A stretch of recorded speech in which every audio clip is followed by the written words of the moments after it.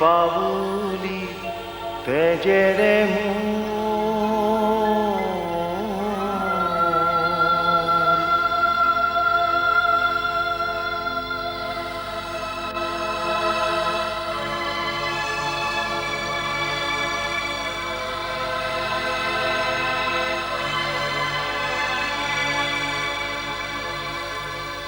আইনে কান্দিবি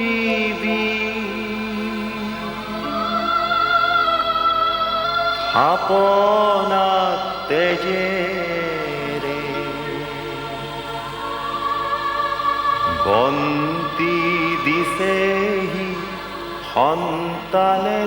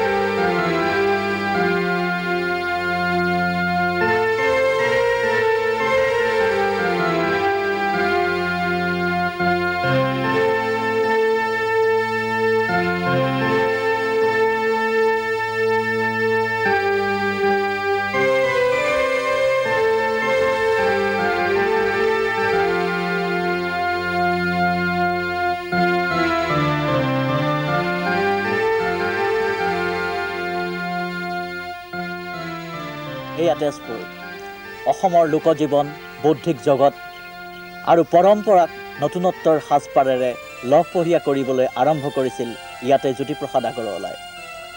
অনেক প্ৰতিভাৰ আকৰ জ্যোতিপ্ৰসাদ আছিল নিজৰ সময়তকৈও বহুগুণে আগবঢ়া। থলুৱা সাংস্কৃতিক উপাদানসমূহত আধুনিক বৈজ্ঞানিক আহিলা প্ৰয়োগ কৰি অসমীয়া ভাষা আৰু কৃষ্টিক জগত সভালৈ লৈ যোৱাৰ কাণ্ডাৰীজন আছিল জ্যোতিপ্ৰসাদ। তেওঁৰ অৱদানসমূহ আজিও যুগ সাপেক্ষ। ভাস্কৰ, ব'লা আমি জ্যোতিৰ ঘৰ পকী লৈ যাওঁ। ব'লা।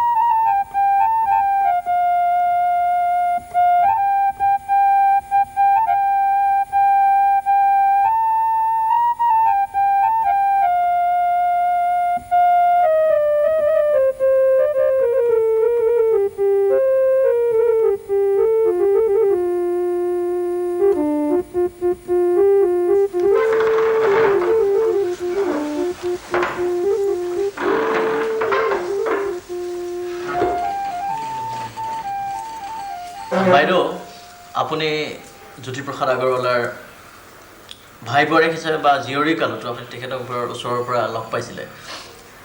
তেখেতৰ মহত্বৰ বিষয়ে অলপ আপোনাৰ যি অভিজ্ঞতা ৰোমন্থন কৰিব নেকি? মানে মই জ্যোতি কইদেউৰ কথা ভাবিলে মোৰ এইকেইটা কথাই মনলৈ আহে। খুব বেছি দূৰদৰ্শী আছিল আৰু আনফালে অসমক অতি ভাল পাইছিল। দেশখনৰ লগে লগে অসমকো খুব ভাল পাইছিল।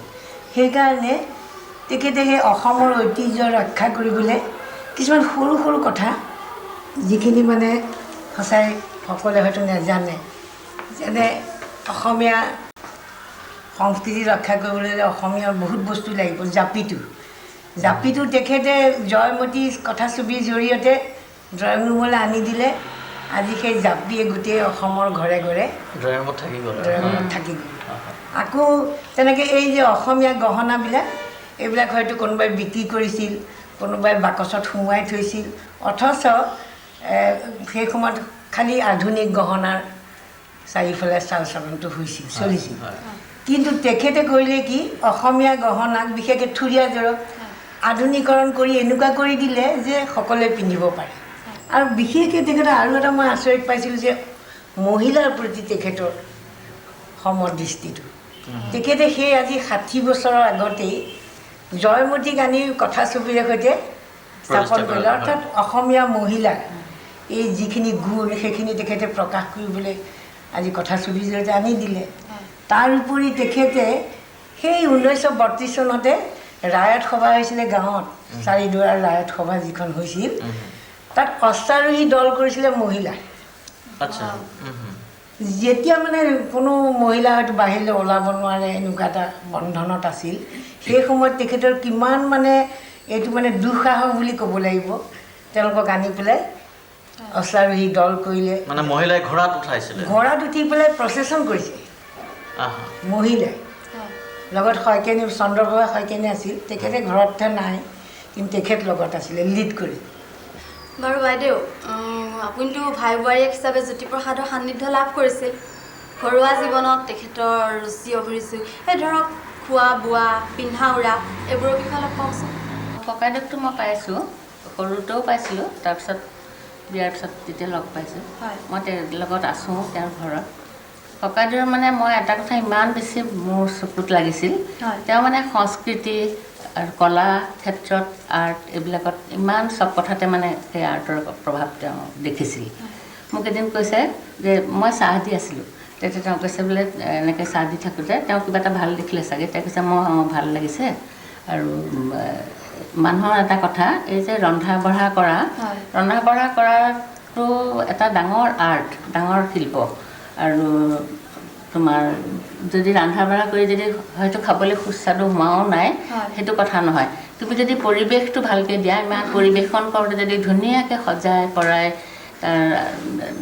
সুন্দৰকৈ সজাই দিয়া, তেতিয়া মানুহৰ খাওঁতাৰ তাতেই মানে বেছি আনন্দিত হ'ব। হয়তো খাবলৈ সুস্বাদু হোৱাও নাই, সেইটো কথা নহয়। বোলে অকলটো খোৱা বোৱা নহয়, তেওঁ পিন্ধন উৰণতো তেওঁৰ সদায় কৈছিল যে মানুহে ধুনীয়াকৈ যদি কাপোৰযোৰ পিন্ধে, খুব পৰিপাতি তেনেকৈ পিন্ধে।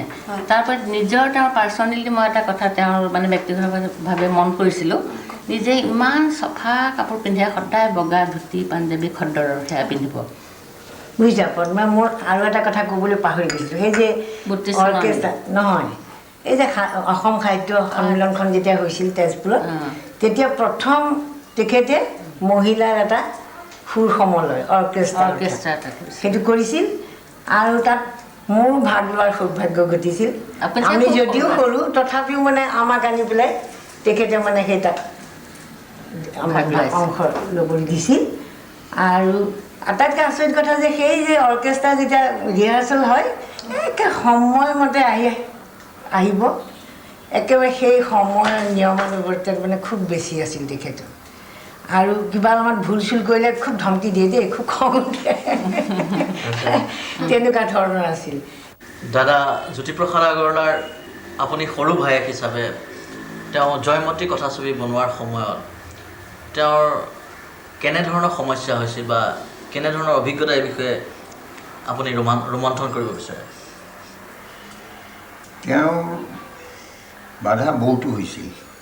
এতিয়া আজিকালি যিবিলাক সা সুবিধা হৈছে, সেই সা সুবিধা একেবাৰেই নাছিল।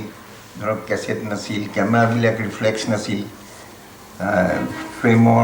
ফ্ৰেমটো কেমেৰামেনে নিজেই আন্দাজ কৰিহে ল'ব লাগিছিল, এনেকুৱাবিলাক কথা। তেওঁ প্ৰথম দেখিলোঁ খুব অসুবিধা হৈছিল অভিনেত্ৰী বিচাৰি পোৱা।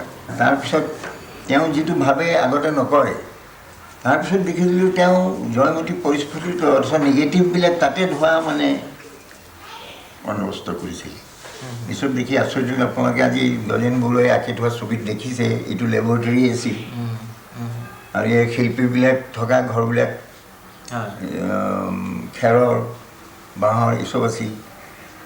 আৰু এই ৰাসায়নিক চব বস্তু আনি পেলাই তাতে মানে পৰিস্ফুট কৰিছিল নিগেটিভ। তেতিয়া মানে যুগটো গৰু গাড়ীৰ যুগ আছিল।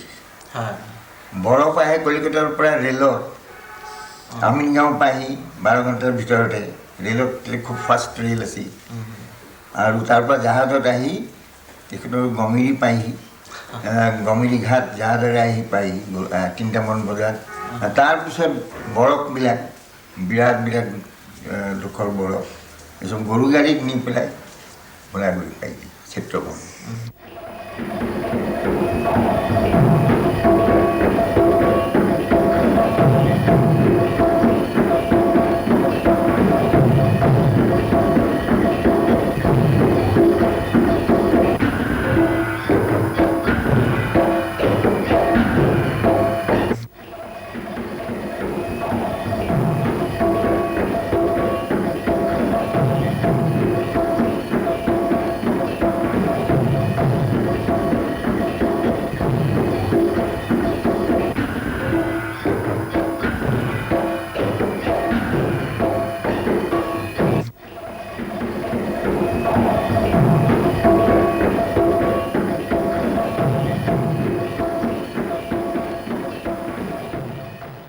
জয়মতীৰ লগত জড়িত এজন অভিনেতা আৰু জ্যোতিপ্ৰসাদৰ সহচৰ শ্ৰীযুত থানুৰাম বৰাদেৱে সেই দিনৰ অভিজ্ঞতা ৰোমন্থন কৰে এইদৰে।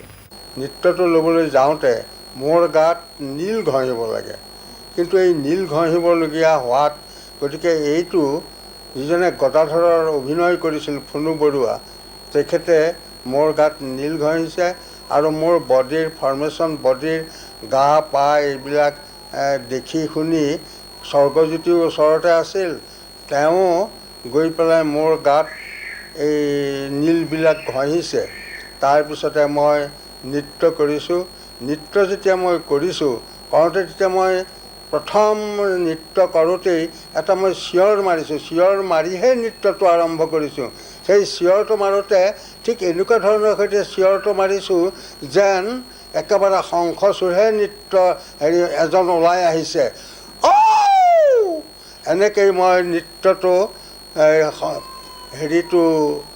মোৰ টিকিট এইটো চাউণ্ডটো দি পেলাই তাৰপিছতে মোক তেতিয়া জ্যোতিপ্ৰসাদে সিফালৰ পৰা ক'লে যে মোক আঙুলিৰে সৈতে তেখেতে কৈ আছে যে আপুনি আহক, এই মোৰ এইটোত ইয়াত আপুনি চকু ঘূৰাওক। তেতিয়া মোক কৈছে, তেখেতে ঘূৰাওক ঘূৰাওক কৈ আছে, ময়ো ঠিক এনেকৈ ঘূৰাই আছোঁ। তেখেতে ঘূৰাওক ঘূৰাওক কৈ আছে আৰু মই ঘূৰাই থাকি আৰু নৃত্যটো দেখুৱাই মই সেইটো শেষ কৰিছোঁ। তাৰ পিছত মোক ক'লে যে জয়মতীত মোৰ প্ৰায় 60,000 মান টকা খৰচ হ'ল, কিন্তু এই টকাটো মোৰ নুঠিল। সেইকাৰণে মই এখন খুব কম খৰচতে কৰিবৰ কাৰণে এখন নাটক মই লিখিছোঁ। গতিকে আপুনি ছোৱালী এজনী চাওক। তেতিয়া মই ডেকাৰ গাঁৱত ছোৱালী এজনী চালোঁ, তাইৰ নাম মালতী, এতিয়া নাইকিয়া। তাইক মই তেখেতক আহি ক'লোহি যে এনেকৈ ছোৱালী এজনী মই বন্দবস্ত কৰিছোঁ, আৰু তেখেতে গৈ ছোৱালীজনী চাই পচন্দ কৰিলে। তাৰপিছত শ্বুটিং আৰম্ভ হ'ল তালবাৰীত শ্বুটিং আৰম্ভ কৰি তালবাৰীত গোটেই কথাখিনি শেষ কৰি পেলাই তাৰপিছত আমি ট্ৰেইনত কলিকতালৈ গৈছোঁ।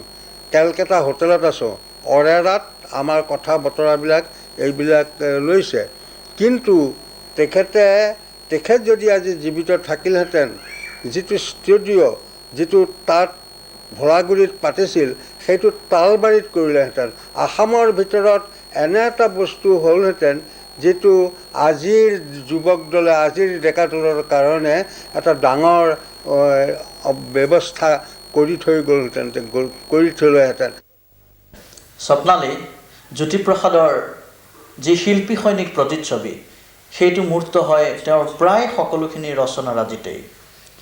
তেওঁ নিপীড়িতজনৰ প্ৰতি আশাৰ সপোন দেখে, কিন্তু তেওঁৰ সপোন ভাৱাবেগৰ ওপৰত প্ৰতিষ্ঠিত। তুমি ঠিকেই কৈছা ভাস্কৰ। কৰ্মী কবি জ্যোতিপ্ৰসাদৰ প্ৰায়বোৰ কবিতাই অসমীয়া জাতীয়ত্বৰ পৰিচয়। কিন্তু এটা কথা মন কৰিছা, এই জাতীয়ত্বক সংকীৰ্ণ জাতীয়ত্ব নহয়, এই জাতীয়ত্বই ভাৰতীয়ৰ বিশ্বজনীন ভাৱকো মহীয়ান কৰি তুলিছে। সঁচা। যেনেকৈ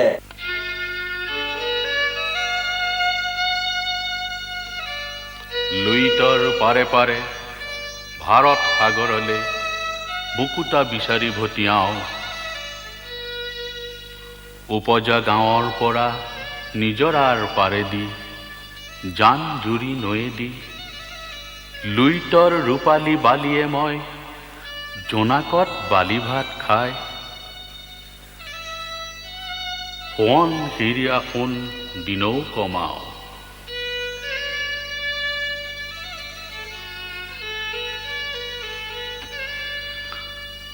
মাৰ যোৱা বেলিটিৰ জিলিকনি লেপি মই নতুন পুৱাৰ ছবি চাওঁ,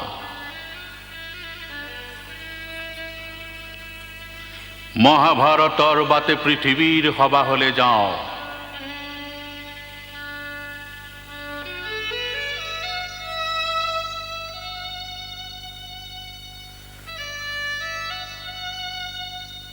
আন যত জীৱনৰ নানা বিভাগৰ বিদ্বান পণ্ডিত কৰিয়া জীৱন অনুশীলন সংস্কৃতিৰ,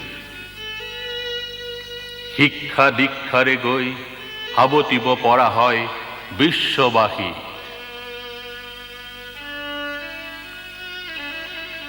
মই কিন্তু শিল্পী প্ৰাণে গাঁৱৰ গণ্ডিটো থাকি উপজিয়ে হৈ আহোঁ বিশ্ব নাগৰিক।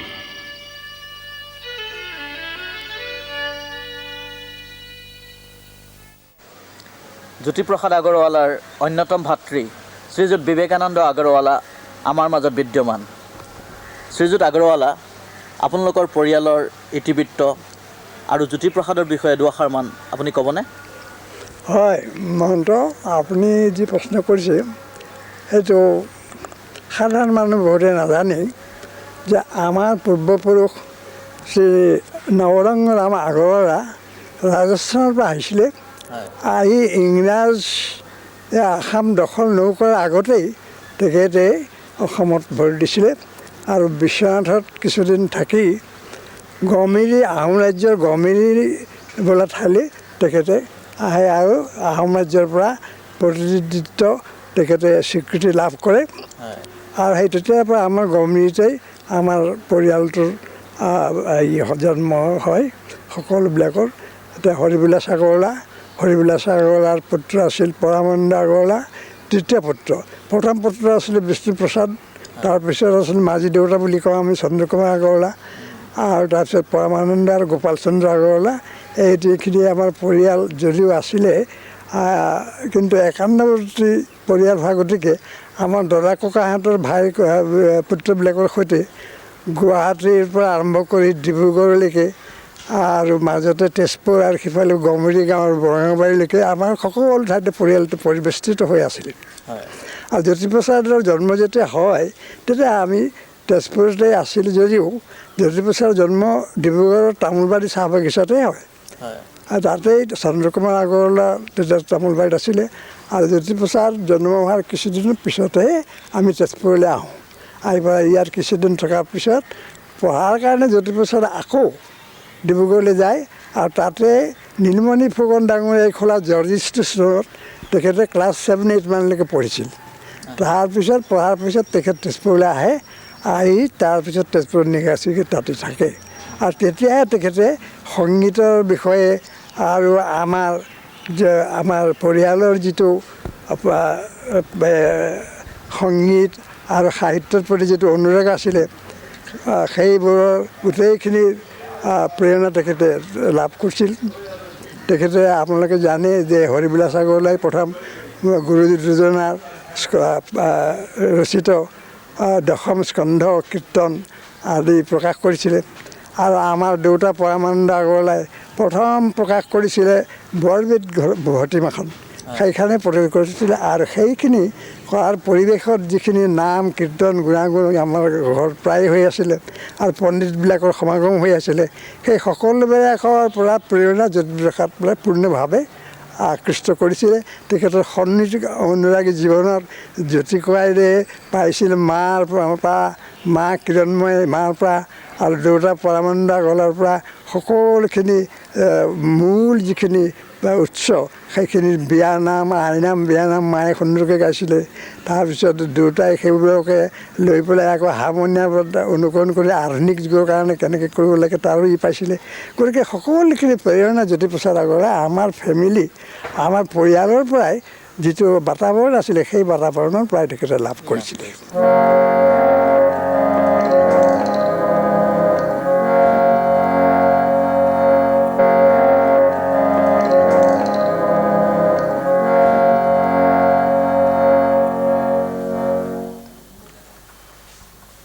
এইটো ৰূপকোঁৱৰ আৰু জ্যোতিপ্ৰসাদৰ নিজা অৰ্গেন আছিল। তেওঁ এইটোতে বহুত গীত সুৰ কৰিছিল। বহুত দিন ব্যৱহাৰ নকৰাৰ ফলত এতিয়া ই ব্যৱহাৰৰ উপযোগী হৈ থকা নাই।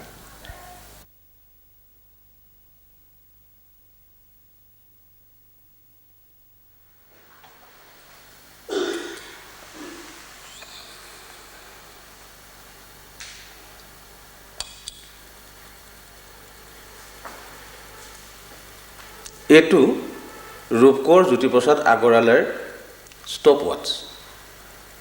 তেখেতে এইটো জয়মতী চিনেমাখন নিৰ্মাণ কৰাৰ কালত লেবৰেটৰী ডাৰ্ক ৰুমত ব্যৱহাৰ কৰিছিলে।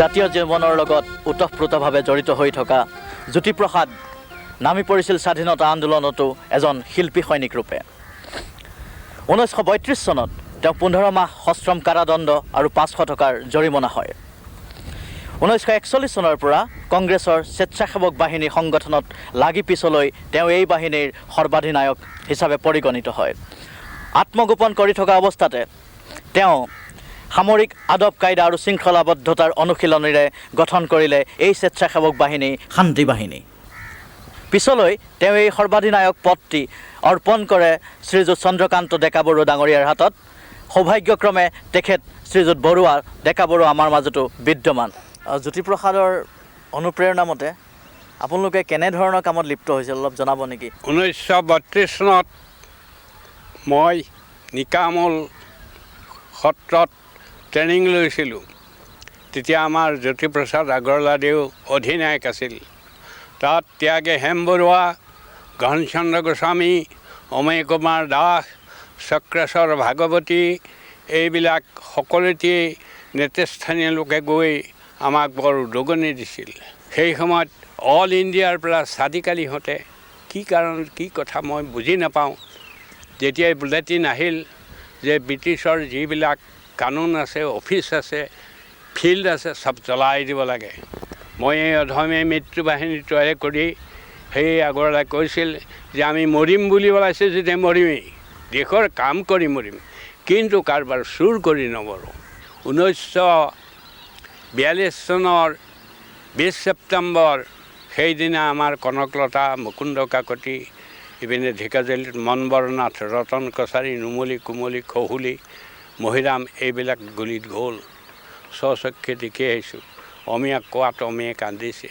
কৈছে যে তুমি ভাই ধৰা নিদিবা বহুত কাম আছে আমাৰ তেতিয়া পুষ্পলতা বাইদেৱে মোক বৌদেউ কওঁ বৌদেৱে আহি চাহত পাতিছে এইটো পাই খাই লোৱা আৰু শেষ বজাৰ তেতিয়া অমীয়া দাদাই কান্দিছে মোকো দিছে খোৱা খালোঁ দৰ্জাত ভুকুৱাৰ লগে লগে মই একে জাপে দেৱেন নাজিৰৰ ৱাল পাৰ হৈ গৈ সিপিনে মই MV স্কুলৰ ৰুমত সোমালোঁ ইপিনে অমীয়া দাদাক নিলেই বৌদেৱে খুব কান্দিছে যাওক তেতিয়া জ্যোতিপ্ৰসাদ আগৰৱালা বাহিৰত নাই তেখেতৰ স্বাস্থ্য বৰ বেয়া হৈছিল সেইকাৰণে তেখেতে য'তে থাকে ত'ৰে পৰা খবৰ কৰে আৰু তেখেতে জেলত থাকোঁতেও টুকুৰা টুকুৰ কাগজ দি মোক বহুত সহায় কৰিছিল টুকুৰাটো গানৰ কাগজ আপোনাৰ আগৰ সৰ্বাধিনায়ক শ্ৰীযুত জ্যোতিপ্ৰসাদ আগৰৱালাই শিকোৱা বা আপুনি ট্ৰেইনিঙত শিকা অনুশীলনৰ কুচকাবাজৰ বিভিন্ন অংগী ভংগী বা চেলিউট এনেধৰণৰ অলপ প্ৰদৰ্শনী আমাক দিব নেকি সেই সময়ত চেলিউট আছিল এইটো চেলিউটৰ অৰ্থ হৈছে যে মোৰ পঞ্চভূতি দেহাৰে জ্ঞান বিশ্বাসৰে হৃদয়েৰে আপোনাক বিশ্বাস কৰি মই নমস্কাৰ জনাইছোঁ এইটো চেলিউট এইদৰে লৈ এইদৰে এইটো আৰু যেতিয়া আজাদ হিন্দ ফৌজ তৈয়াৰ হ'ল সিপিনে তেতিয়া আমাৰ লগত আহিছিল উমেশ চৌধুৰী গুৱাহাটীৰ আৰু নাগালিংগাম আজাদ হিন্দ ফৌজৰ লেফটেনেণ্ট আমি তাতো ট্ৰেইনিং লৈছিলোঁ জ্যোতিয়েই পঠাই দিছিলে যোৱা কোনে পঠাইছিলে জ্যোতিয়েই আৰু আমাৰ অসমৰ সৰ্বাধিনায়ক আছিল ৰাজেন বৰুৱা আৰু মেৰাটত ট্ৰেইনিং ল'বলৈ যাওঁতে ডাক্তৰ হাৰ্ডিকাৰ গতিকে আপোনালোকৰ চৰণত চুই কৈছোঁ কাৰণ মই তাতো উত্তীৰ্ণ হৈ আহিছোঁ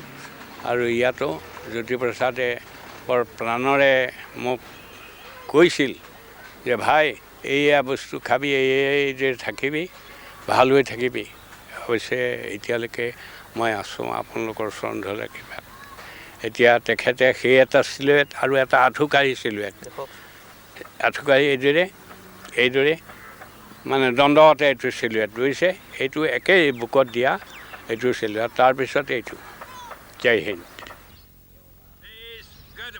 কেৱল ৰাজনৈতিকভাৱে গণসংগঠন কৰিয়েই জ্যোতিপ্ৰসাদ ক্ষান্ত নাছিল প্ৰায় সমান্তৰালভাৱে ৰাজনৈতিক কৰ্মীসকলক লৈ তেওঁ নতুন সাংস্কৃতিক কাম কাজবোৰো চলাই গৈছিল কাৰণ ৰাজনীতিও আছিল তেওঁৰ বাবে এক ধৰণৰ শিল্পকলা সুলভ উদ্যোগ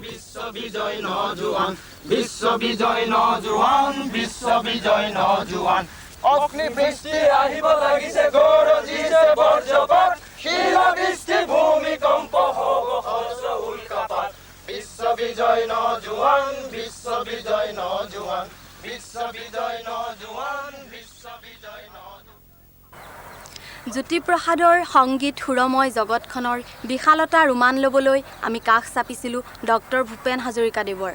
ৰূপ কোঁৱৰৰ লগত ভূপেন দাৰ সান্নিধ্যৰ কথা নকৈ দোহৰাৰ প্ৰয়োজন নাই। ভূপেন দা, আমি আপোনাৰ পৰা জানিব বিচাৰিছোঁ আপোনাৰ সান্নিধ্য জ্যোতিপ্ৰসাদৰ লগত সান্নিধ্যৰ অভিজ্ঞতাৰ বিষয়ে, তেখেতৰ মহত্বৰ বিষয়ে আৰু তেখেতৰ আজিৰ দিনৰ প্ৰাসংগিকতাৰ বিষয়ে অনুগ্ৰহ কৰি দুআষাৰমান কওকচোন। মোৰ সান্নিধ্য তেখেতৰ লগত হৈছে 1936 চনত।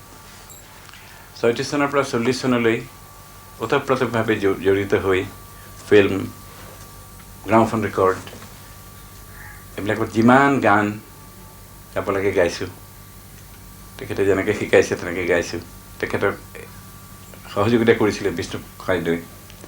বহুত সময়ত এনেকুৱা দেখিছোঁ যে গানটো লিখি পেলালে, যদিও বাইদেউক লিখি পেলোৱাৰ পিছত এটা সুৰৰ স্কেলিটন দি দিলে, দি পেলাই তেজ মহতই দে বুলি পেলাই মোৰ ফালে আগুৱাই দি পেলাই কৈছে গোৱাচোন এতিয়া, গোৱা। আৰু বিষ্ণুপ্ৰসাদ ৰাভাক কয় যে তুমি বাকীখিনি মিউজিকখিনি তুমি ঠিক কৰি দিয়া। এনেকৈ অসম সাহিত্য সভাৰ 1936ৰ অধিৱেশনখনত ৰঘুনাথ চৌধুৰী আহিছিলে। তাত প্ৰথমেই মানে পৰি যাওঁ ভূপেন হাজৰিকাই চব, মানে মই অকণমান ল'ৰা কিন্তু সুৰৰে দেউলৰে ৰূপৰে শিকলি, সুৰৰে দেউলৰে সেই ঘেৰি মুকুটটো আমাৰ দ্বাৰাই কটাইছে। কোনোবা এটা ৰূপৰ কৰিছে, কোনোবা এটা সোণৰ কৰিছে, সোণালী ৰঙৰ কৰিছে। এইবিলাক কৰি পেলাই একেবাৰে সোমাই গ'লোঁ আৰু তাতে মিউজিক ফেক্টৰী এটাতে মই মোৰ প্ৰাৰম্ভণ মানে সেই মিউজিক ফেক্টৰীটোৰ ল'ৰা ছোৱালীবিলাকৰ হিৰো ময়ে, অভিনয়টো মই, হেৰিটো মই। গতিকে খুব মৰম কৰি দেউতা আৰু মাৰ পৰা এদিন আহি পেলাই ক'লেহি যে কাৰেঙৰ মোৰ জয়মতীৰ গীতকেইটা বেয়া হ'ল, শব্দ বেয়া হ'ল, শব্দ নিয়ন্ত্ৰণ বেয়া হ'ল। গতিকে মই আকৌ তাক পুনৰ ৰেকৰ্ড কৰিব খুজিছোঁ, বাণীবদ্ধ কৰিব খুজিছোঁ। গতিকে জয়মতীখনো কৰিম। ফিল্মত অলপ কষ্ট পালোঁ, বহুতে মোক বেয়া বুলিছে। গতিকে মই অন্ততঃ গানখিনি ইমৰ্টেল কৰিবৰ কাৰণে মই আকৌ গ্ৰামোফোন কোম্পানীৰ সহায় লৈছোঁ, লৈ পেলাই তাত গ্ৰামোফোন পালা কৰিম। গৈ পেলাই যিমান গান তেওঁ শিকাইছে, একেবাৰে হাতত ধৰি শিকাইছে অলমষ্ট, সেই গোটেইখিনি গাইছিলোঁ। সেই সান্নিধ্যটো সংগীতৰ থ্ৰুৰে হৈছিলে। কিন্তু তাৰপিছত যেতিয়া 13 বছৰ বয়সত মই অগ্নিযুগৰ ফিৰিঙতি মই লিখিলোঁ, তেওঁ প্ৰথমেই ক'লে যে তই এইটো ভাল কৰিছ, অগ্নিযুগৰ সুৰ কি দিছে বোলে, হেৰি অগ্নিযুগৰ ফিৰিঙতি। মই তাতো আকৌ আই নামৰ সুৰ এটা মইহে কাৰণ অনুপ্ৰাণিত হৈছোঁ। অগ্নিযুগৰ ফিৰিঙতি মই ৰাম ৰাম তুলসীৰে তল, এইটো কিন্তু আমি ইনফ্লুৱেঞ্চ হৈছোঁ জ্যোতি ককাইদেউৰ হেৰিৰ পৰা। আৰু তেখেতে যিবিলাক দিছিলে সেইবিলাক মই অলপ পিছত ক'ম, সুৰৰ উদাহৰণ দি পেলাই মই পিছত ক'ম। তেওঁৰ লোকসংগীতৰ ধাৰাৰ কি প্ৰভাৱ পৰিছে, বৰগীতৰ কি প্ৰভাৱ পৰিছে, স্কটিছ টিউনবিলাকৰ কি পৰিছে, সেইবিলাক মই পিছত ক'ম। এতিয়া খালি ক'ব ওলাইছোঁ এইটোৱেই যে তেওঁ বহুমুখী প্ৰতিভাৰ মানুহ আছিলে। তেওঁ অৰ্ডিনেৰী ফিল্ম মেকাৰ নাছিলে, তেওঁ অৰ্ডিনেৰী গায়ক নাছিলে, তেওঁ অৰ্ডিনেৰী গীতিকাৰ নাছিলে। He was a total personality, যি তেতিয়াই আমাক ক্লাছ 9-10তে কয়, ত্ৰিভুজ এটা আঁকি পেলাই দেখুৱাই, ত্ৰিভুজ এটা আঁকে, দিছ ইজ এ ট্ৰাইংগল, এই বেছটো যিমানে ডাঙৰ হ'ব, পিপলছ কালচাৰ যিমান পিপলক তুমি হেৰি কৰিব পাৰিবা, ত্ৰিভুজটো সিমানে ওখ হ'ব। যিমানে বেছ পিপলৰ ওচৰত ৰাখিব পাৰিবা, সুৰ যদি তুমি দিব খোজা, তে পিপলৰ মাটিৰ গুণ থকা সুৰৰ ওপৰত ভেটি কৰি তুমি তাৰপিছত তুমি পৃথিৱীখন লগোৱা। কিন্তু চিন্থেচাইজ হ'ব লাগিব, চিন্থেচিছ হ'ব লাগিব, হেৰি এংলো ইণ্ডিয়ান বা ইণ্ডো এংলিয়ান খিচুৰি হ'ব নালাগিব। এফালে কেৰু এফালে ইয়াৰিং এফালে লিপষ্টিক এফালে জেতুকা নহ'ব সেইসোপা আৰ্ট নহয় আৰু এটা মানুহে ট্ৰিনিটি কলেজ অফ মিউজিকৰ নিচিনা কেম্ব্ৰিজ ইউনিভাৰ্চিটিত পঢ়ি শুনি আহি সমাজ বিজ্ঞান আৰু সংগীত আহি পেলাই লাহে লাহে লাহে লাহে মটৰেৰে পেৰিছৰ পৰা মটৰেৰে আহেনে বাৰু মটৰেৰে আফগানিস্তান হৈ আহি পেলাই লাহোৰলৈ আহিছে তাতে ঠিক কৰিছে এখন ছবি কৰিম ইফালে তেওঁৰ বন্ধু উফা লেবৰেটৰীত তেওঁৰ সহপাঠী হেৰিৰ বহুত টকা পইচা আছিলে হিমাংশু ৰায় তেওঁৰ সহধৰ্মিনী বা প্ৰেম তেতিয়া বোধহয় সহধৰ্মিনী হৈ গৈছে দেৱিকা ৰাণী আমাৰ দাদা চাহেব ফাল্কে এৱাৰ্ড প্ৰথম যিগৰাকী পাইছে সেই দেৱিকা ৰাণী আৰু তেওঁলোকৰ সংগৰ মানুহ আহি মটৰ দি আহি চাউণ্ড ইঞ্জিনিয়াৰ এজনক লৈ যি ডুবালে তেওঁ কোনোবা পাঞ্জাবী আছিলে তেওঁৰ নামটো ক'বলৈ খং উঠে মোৰ এতিয়া অসমত আহি ভোলাগুৰিলৈ আহিলে ভোলাগুৰিত আহি পেলাই ভোলাগুৰিত ইম্প্ৰভাইজড লেবৰেটৰী এটা কৰি ল'লে তেনেকৈ গোটেই জাতিটোকে এনেই ৰাজনৈতিকভাৱে মৃত্যু বাহিনী খোলা মানুহটোৱে ইণ্টেলেকচুৱেলি গোটেই অসমীয়া সমাজটোক তাৰপিছত তেওঁৰ জাৰ্ণেলিজিমতো কম নাছিল আনকি তেওঁৰ শিশু সাহিত্যটো কম নাছিল শিশু সাহিত্যত কিবা ৰামৰ এই কিবা বনবাস হৈছে 14 বছৰ সেই বনবাসৰ সেই বনানীখিনি আকৌ অসমীয়া বাঁহৰ চুক নহ'লে লেখেনে বাৰু বনৰ বাজনা বাজে বন ভাওনাৰ গান বান ওজা পালি তোল পাৰ হ'ল বাঘে ভোৰ তাল বাই হাউম হাউম হুকৰ ঘুকৰ ঘেক ঘাউম ঘাউম কু কু কু কু খাউম খাউম ভু ভু ভুক ভুক ভেক হুম হুম খেক খোৱা খক খোৱা এনেকৈ গোটেই আমাৰ বাঁহৰ তলখন যেন বনানী হৈছিল তেওঁ তাত অসমীয়া কৰিব খুজিছে তাৰপিছত ইফালে হেৰিয়ে আমাৰ এডৱাৰ্ড দি এইথ তেওঁ কোনোবা এজন সাধাৰণ ছোৱালীৰ নাম মিছেছ ছিমছন কোনোবা ডিভৰ্চি তেওঁৰ প্ৰেমত পৰিল কাৰণে হুলস্থুল হ'ল তাৰপিছত সিংহাসনখন এৰি দিলে কিন্তু তাত 2 মাহ আগতে আমি চাইছোঁ কাৰেঙৰ লিগিৰি য'ত একে গ'ল ঘটনা কাৰেঙৰ প্ৰিন্স এজনে লিগিৰিৰ প্ৰেমত পৰি পেলাই সিংহাসন এৰি দিছে এখেতৰ মই তুলনা পাওঁ অকল বহুমুখী প্ৰতিভাৰ তুলনা পাওঁ পল ৰবচনৰ সৈতেহে আমাৰ মাইনাছ বিষ্ণুপ্ৰসাদ ৰাভাৰ যিখিনি পল ৰবচনিজিম আছে সেইখিনি মাটিৰ এওঁ হ'ল মাটিৰ কথা আকাশৰ ফালে চাই ভাবে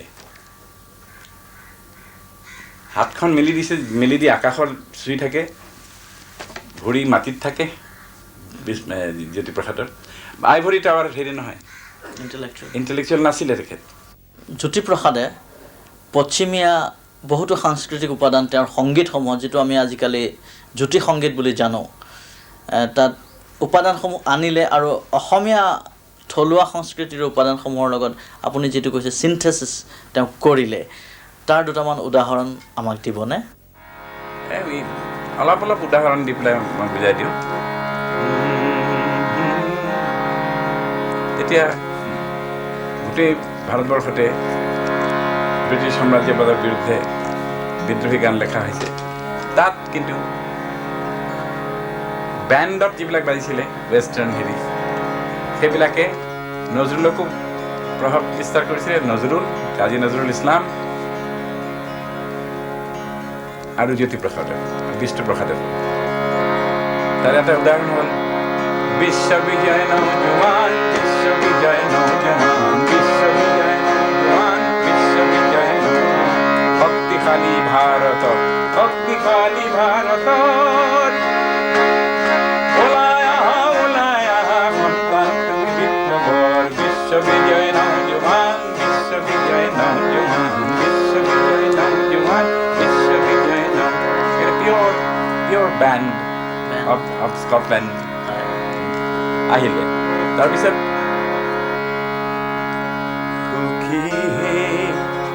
এইটো মোৰ খুব ভাল লাগে পাশ্চাত্য আৰু প্ৰাচ্যৰ সুৰৰ কি বিউটিফুল সংমিশ্ৰণ আৰু আঙুলি সঞ্চালন এটা নোটৰ পৰা আন এটা নোটলৈ যোৱা, যাক ৰোলিং কয়। সখী হে কি কমে দুখৰে কথা,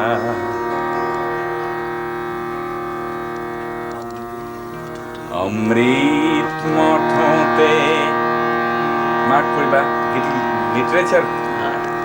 অমৃত মঠতে বিহু পজিলে মিঠা হলে তিতা। মোৰ ভুল হ'ব পাৰে দেই, এইটো বোধহয় জয়মতীত হেৰিয়ে লিখিছে, লক্ষ্মীনাথ বেজবৰাই লিখিছে, জ্যোতি বাইদেৱে সুৰ দিছে। হয়, সখী হে কি কমে দুখৰে কথা, এইটো এটা ৰাগ আছে। অমৃত মঠতে বিহু পজিলে মিঠা হলে তিতা। বেষ্ট আহিল। মালতীৰ চাকি খোপাত পিন্ধিলো, তাৰো গলে পাহি খুৰি। মালতীৰে পাহি খোপাতে পিন্ধিলো, তাৰো গলে পাহি খুৰি।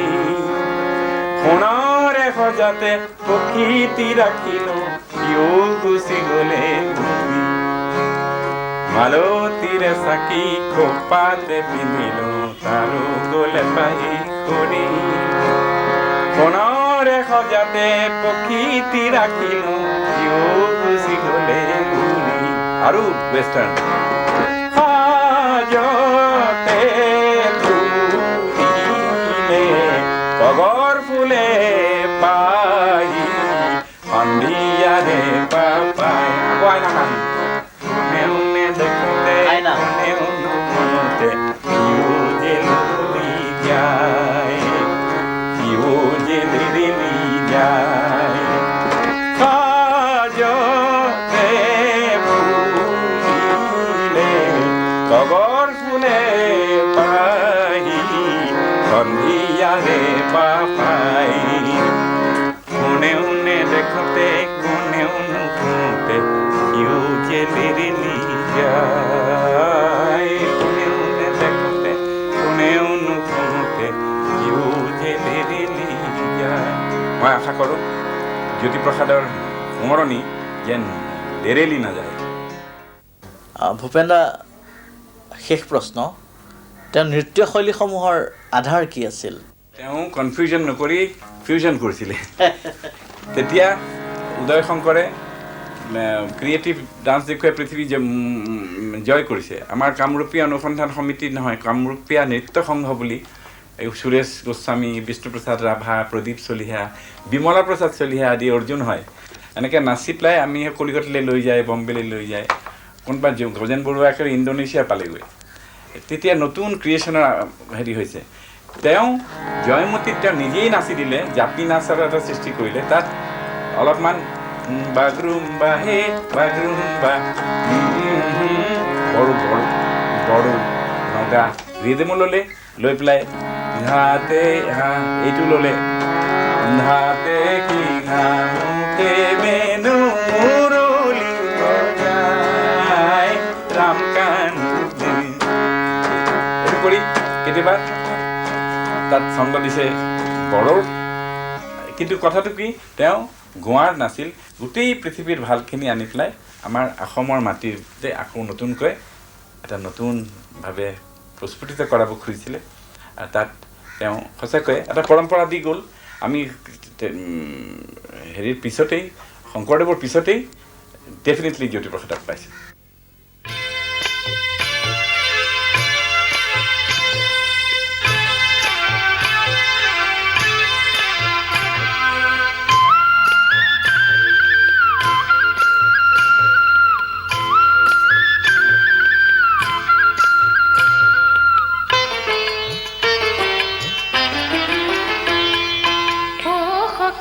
আহিব পিয়া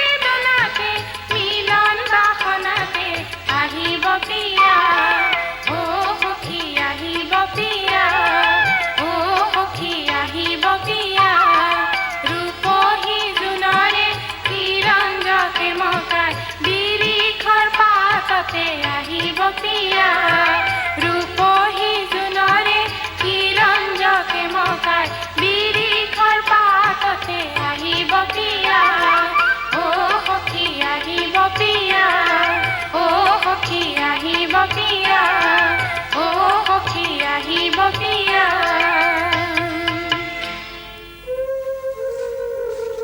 জ্যোতিপ্ৰসাদে কৈছিল অসমীয়া ডেকাৰ মেধা মনীষা প্ৰতিভা নোহোৱা নহয় কেৱল সাধনা আৰু তপস্যাৰ বিমুখতাৰ বাবে আমি তাক ফুটাই তুলিব পৰা নাই সেইকাৰণে আজি মই ক'ব খোজো যে সাধনা উগ্ৰ সাধনা তপস্যা কঠোৰ তপস্যাত আজি ডেকাসকল নিমগ্ন হওক এই সাধনা তপস্যাত নিজৰ জীৱনৰ আন আশা আকাংক্ষা এৰি হ'লেও দেশৰ কিছু ডেকাই এই বিষয়বোৰৰ বাবে আত্মোৎসৰ্গ কৰক সাধনাত নিশ্চয় সিদ্ধি লাভ হ'ব অসমৰ নতুন কৃষ্টি আৰু সভ্যতা জিলিকি উঠক অসমীয়া জাতিৰ জয় হওক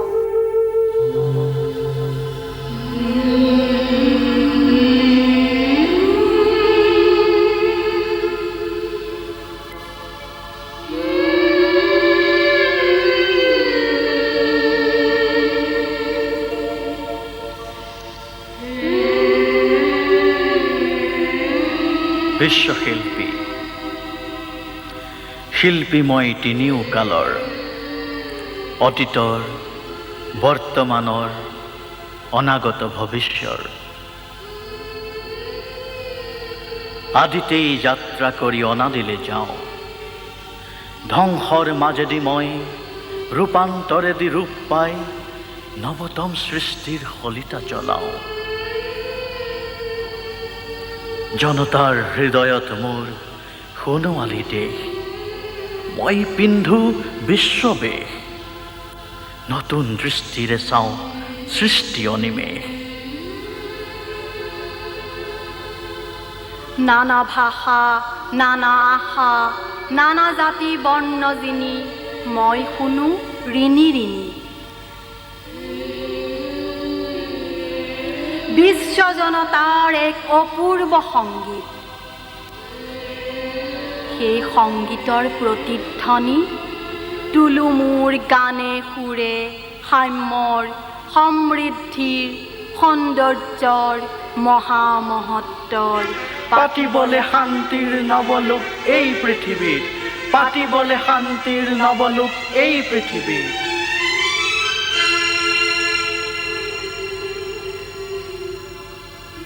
মোৰ কল্পনা মেধা বুদ্ধিমনীষাৰে মোকে কৰি সংস্কৃতিৰ অপূৰ্ব আধাৰ মোকে শলিতা কৰি জ্বলাওঁ বিশ্ব চাকি বিশ্ব জনতা পূজাৰ